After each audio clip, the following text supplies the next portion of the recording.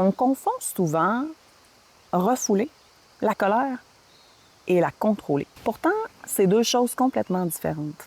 Refouler, c'est prendre la colère quand elle monte et, comme le terme le dit, forcer pour que ça rentre par en dedans, faire semblant que ça n'existe pas. C'est la garder à l'intérieur. C'est sourire quand, au fond, tu bouilles, ravaler ton sentiment. Sur le moment, on croit que c'est ce qu'il y a à faire. C'est ce qu'on a appris d'ailleurs. On va penser que ça va nous éviter des conflits, d'être désapprouvé, d'être rejeté, d'être abandonné, d'échouer. Mais cette colère-là, même si elle disparaît aux yeux et au su de tous, y compris de toi-même, en fait, elle s'accumule à l'intérieur. Et souvent, ça va ressortir plus tard de manière explosive ou de manière transformée, que ce soit dans d'autres souffrances psychologiques, émotionnelles, relationnelles. Ça peut exploser, ça peut sortir en anxiété, en tristesse, en douleur physique.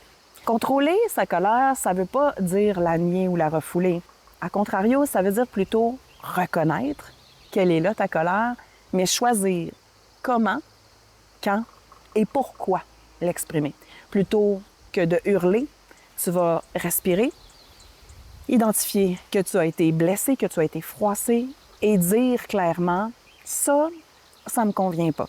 J'ai besoin que tu respectes cette limite-là. » Et parfois, tu vas avoir besoin d'un espace ou d'un temps pour réussir à processer ça et finir par dire ça. On peut d'ailleurs dire ça.